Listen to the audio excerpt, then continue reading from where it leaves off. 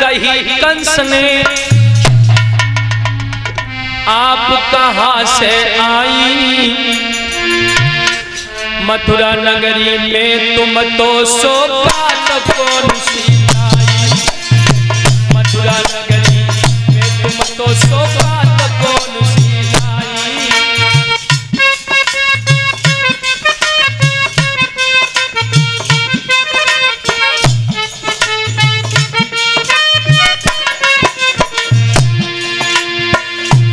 ए लड़कियों, ए लड़कियों, ए लड़कियों, मैं कह रहा हूँ खड़ी हो जाओ।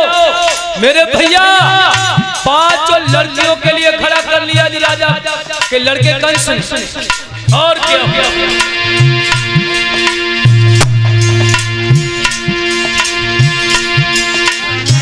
आगे बढ़ के तब कंस ने गोलिन को गिरा सुनाई, और कितनी तो तुम कुंवारी हो, अरे हो कितनी तुम ब्याही।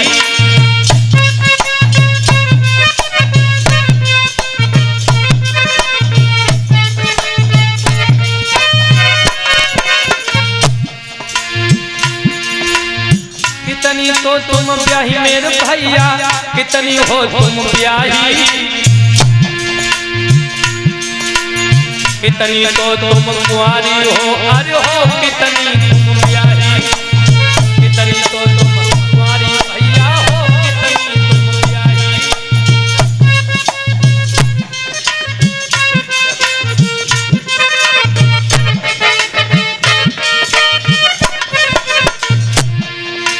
मेरे लोगों,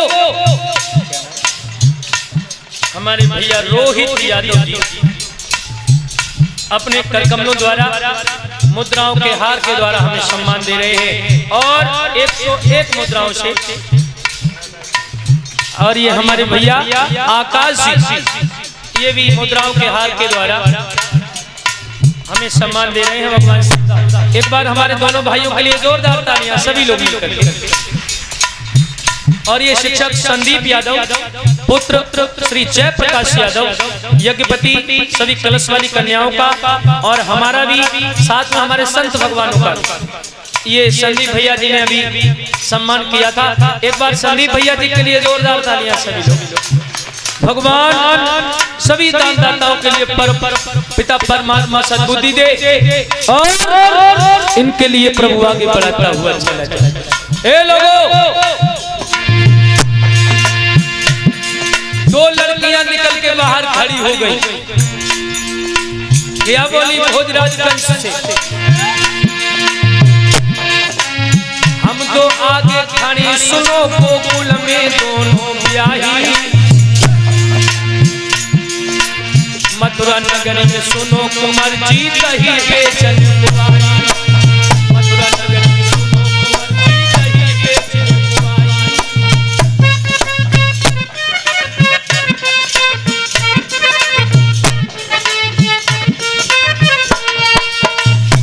मेरे भैया 2 लड़कियां बाहर निकल के खड़ी हो गई। कंस बोला, ए लड़कियों, तुम एक बात सुनो। चाचा ओमपाल जी, तुम 5 लड़कियों में से कितनी ब्याही हो, कितनी कुंवारी हो? हम 3 की शादी हो गई और 2 लड़कियां ये कुंवारी हैं। हाँ। मेरे भैया कंस ने जो इतने शब्द सुने, साथियों से बोला, ए साथियों, जितनी लड़कियां इनमें ब्याही हैं, इन्हें पेड़ से बांधो, चमड़ा का कोड़ा लेकर इनकी खाल को खींचो। अरे हम सब क्या मर गए थे, तुम्हें गोकुल में पिया मिला? मेरे भैया 2 लड़कियों को उठा करके पेड़ से बांध दिया, चमड़ा का कोड़ा लेकर इनके शरीर से ये कंस खाल खिंचवाने लगा। 5 लड़कियों को प्रताड़ित करने के बाद कंस के साथ में जो 18 गुंडे हैं, चला गया कंस। 5 लड़कियों के पिता राजा उग्रसेन की कचहरी में पहुंच गए। महाराज, कहिए क्या बात है। देखिए आपके बेटा भोजराज कंस ने हमारी लड़कियों की क्या हालत बनाई है।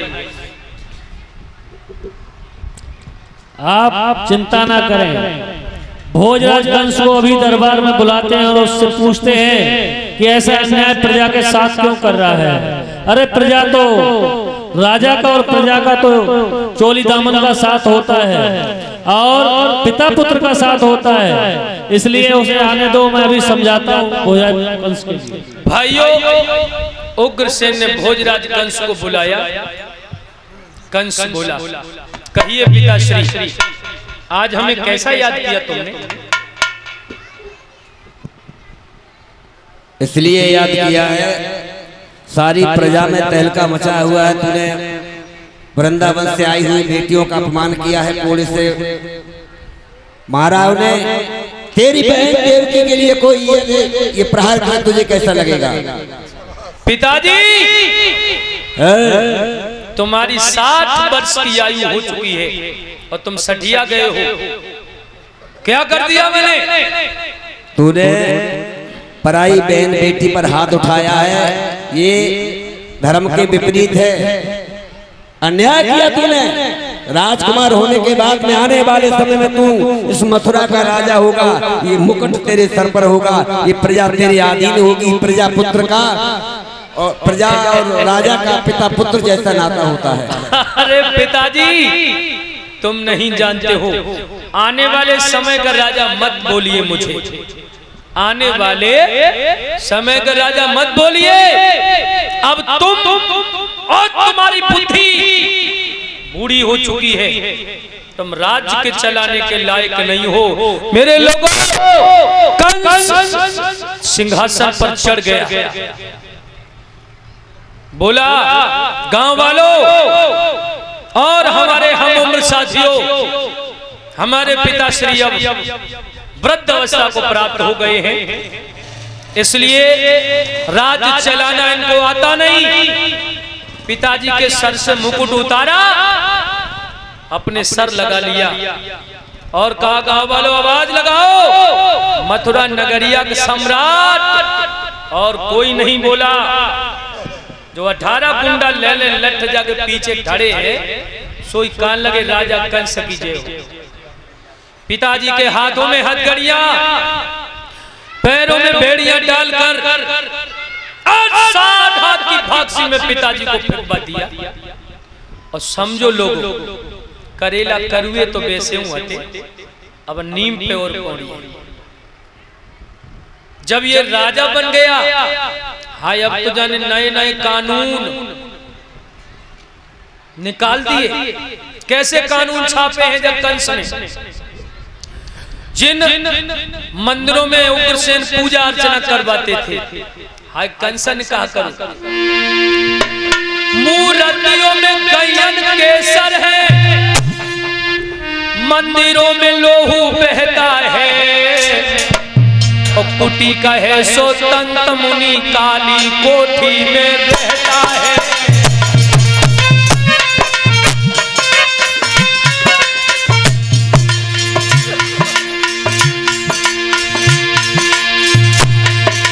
कुर्तियां धड़ाधड़ होने लगी,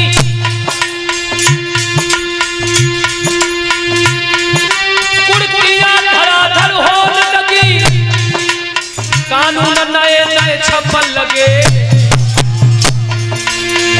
गुंडा और लफंगा अब रगड़ी में भोजन खाने लगे।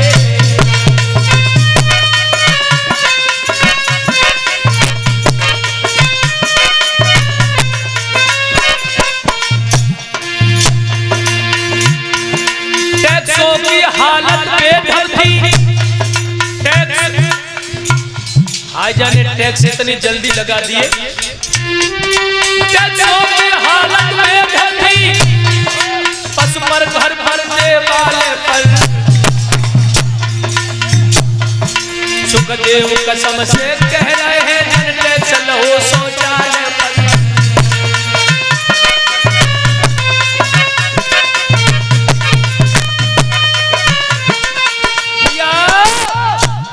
घर पर पर टैक्स, पशु पर टैक्स, देवालय संस्कृत में मंदिर को कहते हैं, मंदिरों में भी टैक्स। आवाज लगा दी, जो भी टैक्स नहीं दे उसे सूली पर चढ़ा दो, जिंदा जमीन में दबा दो। लोगों, सख्त अनुशासन कर दिया भोजराज कंस ने। संत महात्मा लोग झाड़ियों में छुप छुप के भजन करने लगे, लेकिन एक बार सब महात्मा एकत्रित हुए और जो भगवान से गुहार लगाई, अरे भगवान कहाँ हो तुम? क्या बोले सब देवता? गोपाल सहारो बन जइयो,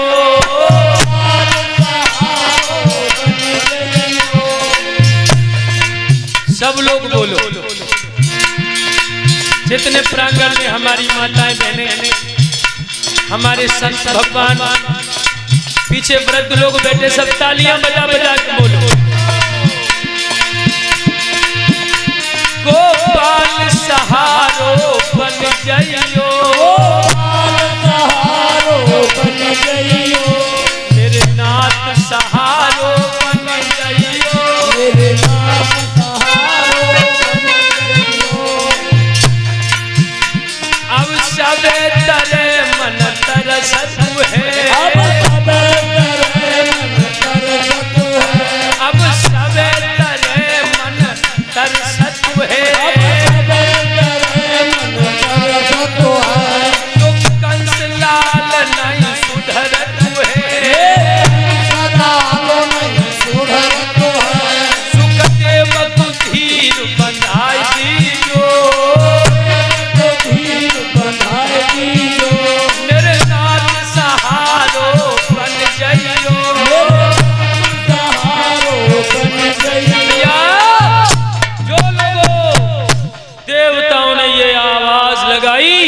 हे स्वाधीन ब्रह्म सच्चिदानंद भगवान, तुम कहाँ हो?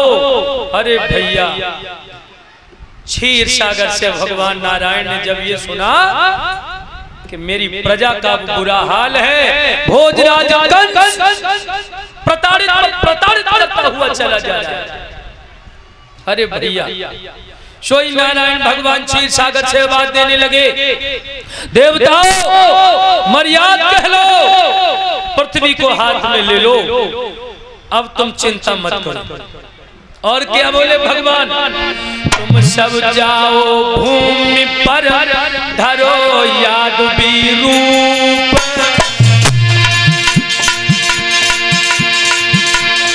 यादव कुल में आऊंगा बन के यादव।